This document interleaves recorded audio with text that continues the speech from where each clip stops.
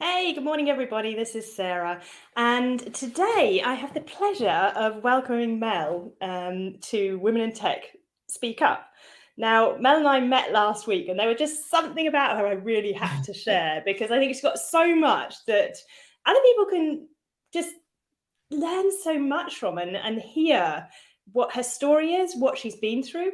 Now, Mel, I'm actually going to let you do your introduction, but I'd be really interested to know how you describe yourself and also, a bit about your background because, when you're going through, you've got so many different things that you've done in so many different areas that I think it'd be nice for people to kind of understand a little bit about what you've been up to. Sure. Okay, excellent. So Melanie Lawn, I'm currently a CCO at a startup SaaS technology business in London, although we are international. And prior to that, I have worked in customer success, I guess, for about 10, 15 years now. But I had also started my career in marketing and PR. So I've had three careers in a weird way. I started in marketing PR, then I moved over into recruitment for a while, and then I've ended up in customer success.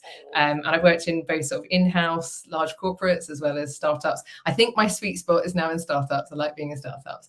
And that's my background really. Cool. And how would you describe yourself in 2 words? 2 words. Probably straight talking and hopefully friendly/humorous. Am I allowed to have 3 words? Yeah, go for it. Yeah, I Yeah. mean, today, that's one of the things that was very clear last week when we spoke. You said, I just like to have fun with what I'm doing. Yes. You like to encourage people. But what is it that's important to you in what you do? I mean, why is it that you like the startup world? Sure. Yeah, really good question. So I think the reason why I love working in startup is because you can genuinely make a difference. And I don't say that like sugarcoating, oh, it's amazing, because it's also really tough. But I think for me, career-wise, when I get up in the morning, I know that what I'm going to do today will genuinely make a difference to the end goal of the company or for the people that are working with me. And so I really enjoy that environment. And I think I only enjoy that environment because I've also done the opposite. So I've worked in that large kind of blue-grey corporate where everything's very structured and very thought through and very repetitive, quite frankly. And the beauty of startup for me is that it's not repetitive, and you can really be yourself, and you can bring all those good things about yourself to that environment. And yes, it can be super challenging, and it can be like crazy hours, and it can be tough, and it can also be emotional. But I think for me, I just believe I'm my better self in those types of environments. And I think that's really important. And I think it's important for the people that work with me as well to make sure I get the best from people. I think communication is absolutely key. Showing empathy in those types of environments. Everyone's got life going on outside of work, but also being that leader that can make those tough decisions and not afraid to make those tough decisions, whilst trusting the team around you to do their job. I cannot stand micromanaging. I don't like to be micromanaged. It's really important to just trust those that are working around you as well. Okay. So what's important to you in this kind of leadership role? You've touched on it a little bit, but what is it? What's the key to how you like to lead? Yeah, I think from the front, I think it's really important. If you're put in a senior position, you've got to make sure that you are leading from the front. And I think you need to be prepared to, dive in and demonstrate that you also know the detail and you can get involved in the tactical day-to-day stuff. But I think most importantly, it is about transparent, authentic communication.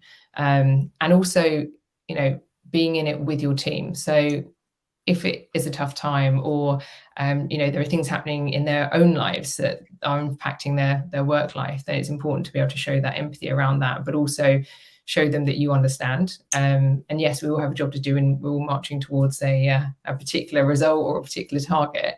But I think communication in those environments is absolutely key. And I think coming back to that piece about decision making, some of the best leaders I've worked with have been people that have made some of the most unpopular decisions and toughest decisions. But I think if you are authentic and the people that work with you or for you know what you are like as an individual and where your morals stand and all that good stuff, when you're making those tough decisions or those unpopular decisions, they'll support you because they also see that you're human and that's something you're doing for the better of the business, let's say. Yeah, you're human. Now, you mentioned authenticity, and obviously it's a word that's probably overused quite a lot Yeah. recently. But often we're scared to be seen as different. Right. What is it that makes you different or unique? And what's the Oh, value in it? okay. What makes me different or unique? So I'm not sure I'm necessarily unique. I think probably what makes me different in a work environment is, I hope, and I don't know, perhaps my team are watching today, but I hope people feel that I genuinely care, and I do. So when I'm doing anything in life, whether it be work or home, it's important that you put everything into it and that you genuinely care. And I hope that those that work around me can see that I do care, and that makes me a better leader, and a better person to work alongside. And that can be from the smallest things to the biggest things. But I think it's about bringing an element of fun and humor and reality to a work environment. I find myself saying on a regular basis, no one's going to die if we don't do this. We're just working in software. And I think it's bringing perspective. There are some careers, of course, that people do die. I don't work in one of them. So yeah, I think it's just, we're being together, bringing people together, showing I care, and helping them bring perspective to what we're doing, whilst making sure we are still doing what we need to do, right? I think that's really important. Yeah, totally. So still aiming in the direction and not letting people off the hook, but being there with them and living it with them. Yes. Yeah. Okay. So you've spoken about this, potentially taking unpopular decisions. You've talked about speaking courageously in terms of not backing away from conversations, really trying to open up that space. But what does it take for you to speak courageously, to have those difficult conversations? Yeah. I think for me, it's about feeling passionate about something. I think it's very easy to speak courageously when you feel passionately about something, or perhaps you're seeing an injustice, or perhaps you're speaking on behalf of somebody that hasn't got the same strength to speak, right? So for me, if I feel that something is just fundamentally wrong, I will speak out about it. And there are ways you can do that you're not necessarily upsetting people or getting yourself into a difficult situation. You can do that in a way that it's not too aggressive or too conflicting. But I think that's what makes me speak courageously, is just being very passionate about what I'm talking about. And I think that comes through. I think whenever you speak to people in life, when people are passionate about things, that comes across on their face, it comes across in the way they talk. And even if it's a positive conversation, people can still come across, quite energetic when they're talking about, from a place of passion. And I think sometimes it also comes from a place of feeling vulnerable. If you're feeling vulnerable and you're feeling not too sure or uncertain, you've got to be brave and you've got to be courageous to speak up and get the information you need to feel better or to understand better. And I think that's really important too. And how do you help others do it? Yeah. So I think I try in those situations to encourage and to motivate and to help steer them in terms of what they're going to say, and help them perhaps, role play what that's going to look like, so that they don't have the wind taken out of the sails, or that the conversation goes as they expect it to go. So I think in those situations, I try really hard not to speak on behalf of people, but more to encourage them to speak up themselves. Because ultimately, if they do that, whether it's a good result or a bad result, they are going to feel better for being the person that has done that, as opposed to someone else talking on their behalf. Yeah. Okay. So creating a space and encouraging others. It's almost like you're giving others permission to say what they're thinking and be able to share. Yeah, and to be able to do it in a way that they feel good and comfortable and confident, and hopefully get the result they're looking for. I think part of being a leader or being a manager is all about motivating and encouraging your team to be the best they can possibly be, and to guide them through new situations and experiences, so that next time around they've got that experience and they don't feel quite so vulnerable, and they're probably going to go on and teach others to do it too. So I spend a lot of my time, hopefully, motivating people that work with me and encouraging them to be the best they can possibly be, and potentially holding a mirror up to them and showing them how good they are. It's amazing how you have people work for you sometimes who don't see how brilliant they are, or they can't see what their amazing skill is, or what they're just so talented in. And I think as a manager and as a leader, it's really important to say to someone, hey, do you know you're really good at this? And actually, I'd love to have that skill, and you should use that skill because it's going to enable you to do A, B, and C. So I think that's really important, both actually in work and life. Like, don't be afraid to tell people if they're awesome at things, because actually then no one's ever going to be upset by that, right? They're only going to be thrilled that you've identified that they're great at something, and hey, go and use that to do good, Yeah, and giving them the confidence to actually show up and Yeah. try it. Yeah. So you mentioned there about, when others feel vulnerable. When have you felt vulnerable When have I during felt your vulnerable? career? As soon as you ask me that question, the thing that springs to mind is I went through a divorce a while ago, and it was at a time when my career was changing quite a lot as well. And there was definitely that moment of, oh my gosh, everything I thought that my life was going to look like or be like is not going to be the same anymore, and I need to rethink my plan, if that makes sense. So I think, anyone that's been through that, whether it's a surprise or not a surprise, it can be a very vulnerable time. It can also be a time when you learn so much about yourself and you actually come out of it way stronger. But I think that's probably for me when I felt the most vulnerable. But I was super fortunate because at the time that was happening in my personal life, the company I was working for was a small startup, and we got acquired by a massive American corporate called Deltec. And the manager that came in to manage me from Deltec, a chap called Brian Haney, was just absolutely amazing. So in the first couple of weeks of working with him, I was like, this is happening over here in my life, and I'm trying to be the best I can be, but it's kind of taken me down a little bit. And he was just absolutely brilliant, and not only helping me steer through the acquisition, but giving me the time and space I needed to get myself in good shape, and then really guiding me through my new career within this new organization. So when I look back at that time, although I felt very vulnerable, I was very fortunate to have an amazing manager that really understood and supported me through that, as well as my team at the time. There was a lovely lady that I worked with at the time called Sarah Stocks, who, I had to take her aside and say, listen, this is happening. So apologies if I'm not in my game at the moment. And she was like massive support. So I think, yeah, it's about friends. It's about having people around you that you can be vulnerable with, I suppose. Yeah, I mean, this is something that what I'm hearing from you actually resonates with something that happened to me when I was going through kind of miscarriages, and then when my mum was living and dying with dementia in the UK. Actually, I unconsciously, a bit like you're saying, designed the relationship with my managers at the time to support me, to say, look, there might be times when I actually need additional support, additional help.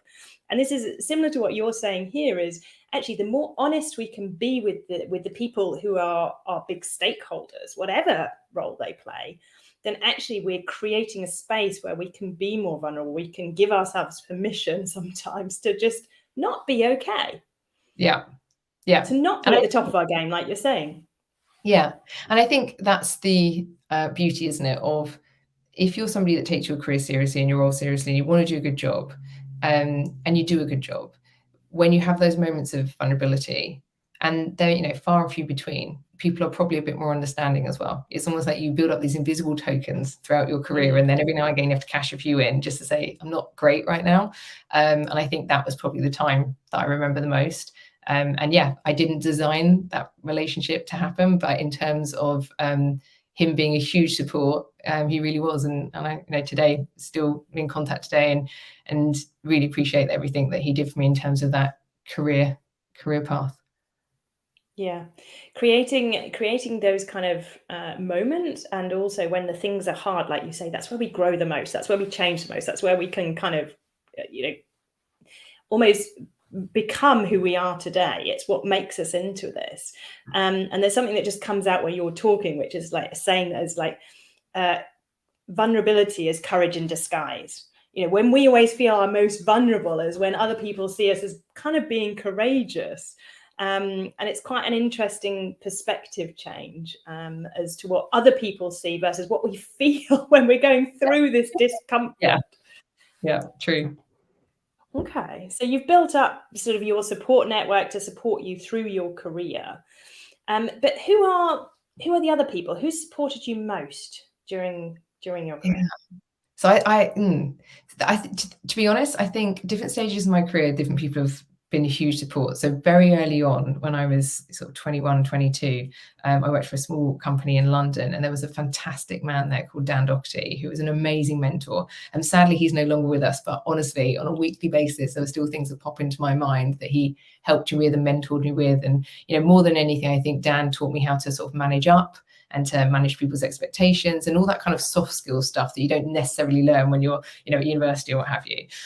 So Dan was a big influence in the early part of my career. And I think, when I moved over more into kind of the success side, customer success side, Brian, who I've mentioned, but equally I had an amazing female boss at Delta called Margot Martin, who I think is still there today. And she just championed me. She was amazing. Like she did what I just discussed. She kind of highlighted, you're really good at this and you need to be using this. And by the way, I'm going to push you to do A, B, and C. And she really did. Like there was a good couple of years there where it was very full on, but I am probably the person I am today from being pushed by her. And I think most recently, career-wise, I was working in an organization called Peakon, and there was a fantastic CEO there called Phil Chambers, who not only is one of the brightest people I've ever met, but just had such fun leading a company. And I think, he was a real inspiration actually in terms of what you can do if you set your mind to it. And I think outside of work, I've got a reasonably big family, and my older brother Paul is always a really big support, always keeps me very grounded. We always have a bit of a laugh about what I'm doing and what I'm not doing, and how did I get to this situation really, and those kind of things. So I think and I've got, I'm very, very fortunate. I've got some lovely friends who whenever I have a success, I can share it with them, and they're always genuinely pleased. So I feel very fortunate. I've got a great set of friends, I've got some great family members, and I've had some amazing business mentors that have helped me along the way. Very cool. Okay. So what do you think has helped you succeed in a male-dominated industry? What is that about? Yeah, that is an interesting one.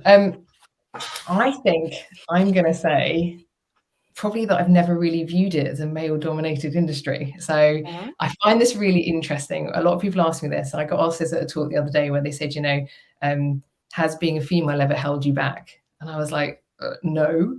And I think this comes from a place of, I don't look at it as I work in a male-dominated industry. I look at it as though I work in technology, but most of all, I look at it as though my job is managing people to be the best they can be and to achieve some company goals and some targets. And yes, in the early stages of my career, when I look back now, there were some definitely not cool things happening to women in workplaces, right? Just comments and being told to wear heels in the office as opposed to flats and things like that. Like that stuff did happen, that did go on. At the time, I was probably too young or too naive to really make the connection.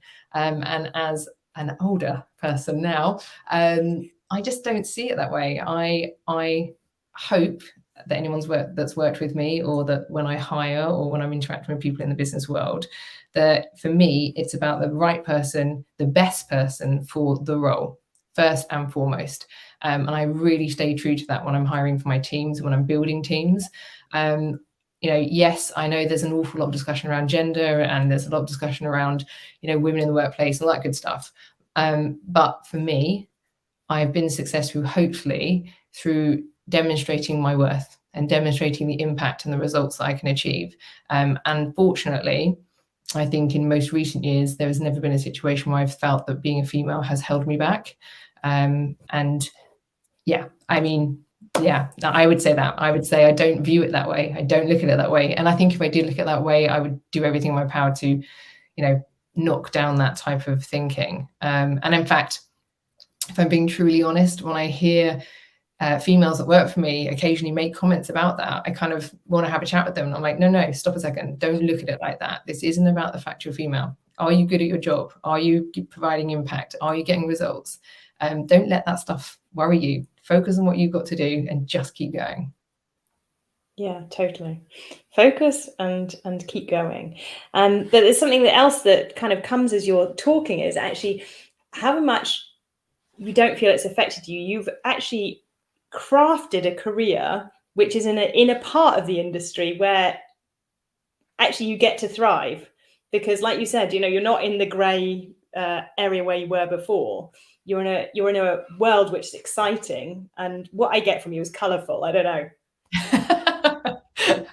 Hopefully. I mean, yeah, I'm really fortunate. When people left university, 10, 15 years ago, I don't think customer success was even a thing, right? So no one left university saying, I'm going to be a customer success manager. And in fact, I don't even think the CCO role, again, was a thing sort of 5 years ago. And I'm fortunate because the skills that it takes to be in that role, play to my strengths. It's all about interaction with people. It's about communication. It's about, delivering on results, keeping relationships going whilst generating revenue, right? Put in very simple terms, that's what I'm doing. And the largest part of my role is managing and motivating teams to get the job done, which I love. I get an awful lot of pleasure and job satisfaction out of doing that, and seeing people that perhaps start in one area grow and come past me. And it's nothing better than when an ex-employee will call me and say, hey, I'm going for this job, can I run this by you? I've got this great job offer, hey, I'm taking this CCO role. And I'm like, that's amazing, well done, good job. So yeah, I think the area I work in within tech, isn't the same as being a female CTO, or perhaps running a group of coders in a CPO type role, right? That isn't what I do. I do dive into that, and I do understand that world, and it is fascinating. And there's certain characters that play into those departments. But my area of the tech world is a very sociable, very relationship focused area, and that helps me thrive. That's what I'm about. Yeah. So what does you mentioned success a lot, and it's obviously in your job title, but what does success mean to you today? What's it look like? Today, that's a really good question. So I think this changes throughout your career, and it certainly has mine. So I would imagine in the early part of my career, success was like moving to London and wearing a suit and making some money and having enough money to get out on a Friday night with my friends and enjoy myself. What I think I have realized in probably the last 5-10 years is actually success to me is about being happy in all the different areas of my life, including my personal life, friends, family, relationships, all that good stuff. So I think success, I almost visualize it as spinning plates. If I never quite get all the plates spinning at the same time, sadly, but if I can get most of them spinning at the same time, then that is success. And I think it's about time. Like, time has become so precious, and I think this happens to us as we get older anyway. But I want to spend time with people I really want to spend time with, and I want to spend that time doing fun and exciting things or experiencing new things. And I think it's always really exciting.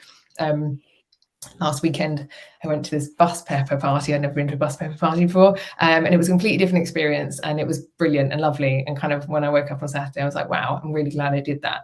And I think it's about success for me is having those new experiences with people that I care and love, and having the time to do that. That's the most important thing. Yeah, success in my career, I hope I go on to be successful, and I hope I continue to be successful. But happiness is actually what success looks like to me.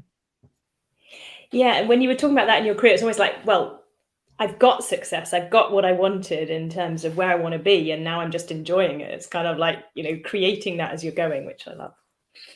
Yeah, I'm not sure I see it quite that way. Like I think there's more I could do. Definitely, I think there's more thing I could do. But yes, I'm definitely. Honestly, I'm living a better life than I ever thought I would have. So when I was a child, I didn't think I'd be doing this. Yeah, I'm very, very fortunate and very grateful for that. So you've just talked about being a child, but what is that advice you would give your 10-year-old self? If you were going to give her some advice to kind of set her on her way, what would it be? I definitely pay more attention in my language classes, because it really irritates me that I can't speak foreign language properly. And I know there's still time to learn, but I really wish I'd learned that early on. I think my 10-year-old self was definitely not as assured or as confident or as brave as my 46-year-old self, right? So I would probably tell her not to worry so much and just, let life happen. It's going to be okay type thing. I'd probably tell her to worry about a skincare regime a bit more. But I think, no, I think my 10-year-old self is a very different person to the person I am today. I definitely wasn't as comfortable or confident. I'm really lucky. I grew up in a male-dominated, lots of brother type household. So they probably enabled me to have quite thick skin. And it's definitely set me up for the future, no doubt, within the world of business. So yeah, that's probably what I'd tell my 10-year-old self. Okay.